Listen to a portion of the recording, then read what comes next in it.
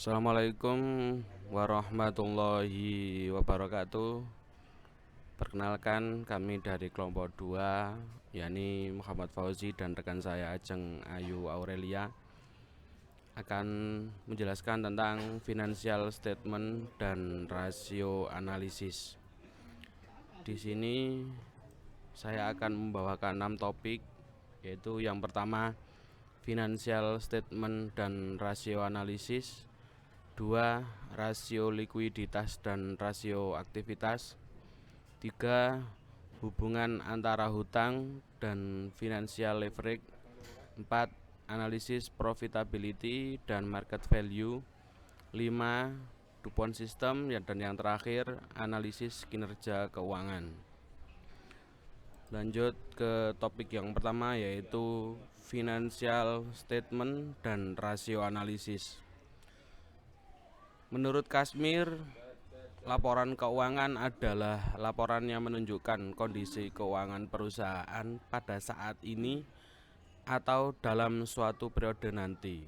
Sedangkan menurut Munawir 2002, laporan keuangan merupakan alat yang sangat penting untuk memperoleh informasi sehubungan dengan posisi keuangan dan hasil-hasil operasi yang telah dicapai oleh perusahaan yang bersangkutan. Sedangkan rasio analisis menurut Halim 2016, analisis rasio keuangan merupakan rasio yang pada dasarnya disusun dengan menggabungkan angka-angka di dalam atau antara laporan laba rugi dan neraca. Sedangkan pengertian analisis rasio menurut Subramanyam dan Will 2002,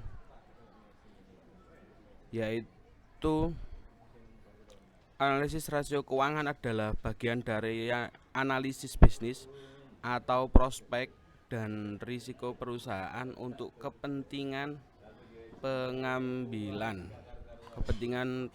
keputusan dengan menstrukturkan tugas analisis melalui evaluasi atas bisnis lingkungan perusahaan, strateginya, serta posisi dan kinerja keuangannya. Lanjut ke rasio likuiditas dan rasio aktivitas.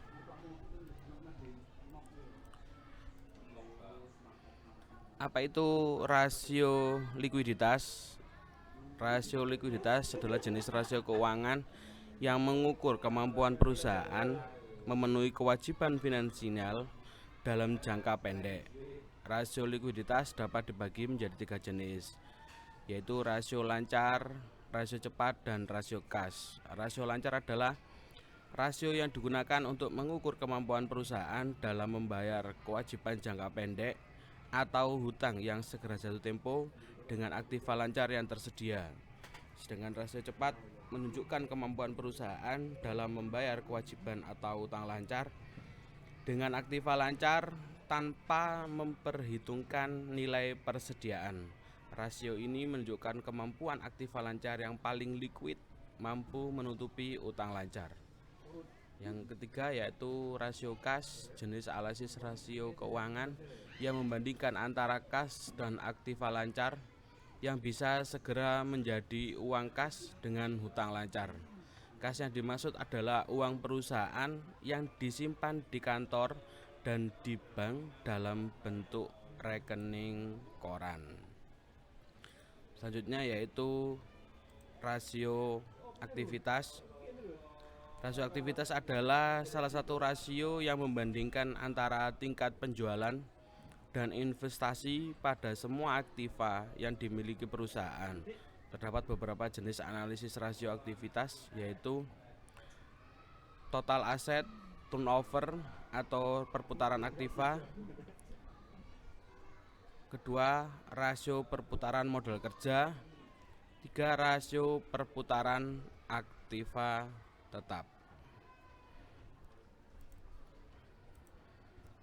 Selanjutnya yaitu hubungan antara hutang dan financial leverage. Leverage adalah kemampuan perusahaan untuk menggunakan aset dari dana pinjaman untuk menciptakan hasil pengembalian return yang baik dan mengurangi biaya.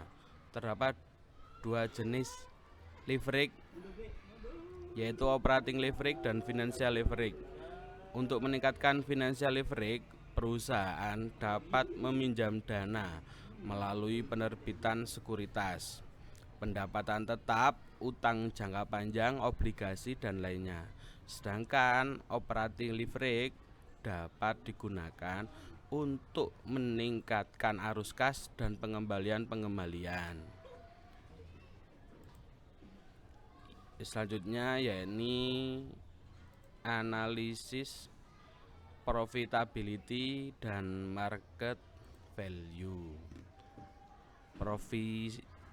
Profitabilitas menggambarkan kemampuan perusahaan mendapatkan laba melalui semua kemampuan dan sumber daya yang ada, seperti kegiatan penjualan, kas, modal, jumlah karyawan, jumlah cabang perusahaan, dan lain sebagainya.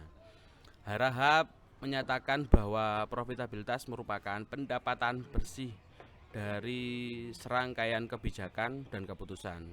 Terdapat beberapa jenis yang masuk ke dalam rasio profitabilitas, diantaranya margin laba kotor, margin laba bersih, rasio pengembangan aset, rasio pengembalian ekuitas, rasio pengembalian penjualan, return of investment, earning per share.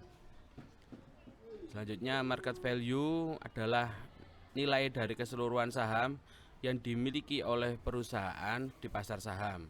Penilaian investor terhadap baik buruknya perusahaan dapat dilakukan dengan melihat market value perusahaan berdasarkan beberapa pengertian mengenai market value. Maka dapat disimpulkan bahwa market value merupakan suatu nilai yang melekat pada perusahaan berdasarkan pasar yang tercermin pada harga saham perusahaan yang ditawarkan oleh bursa saham.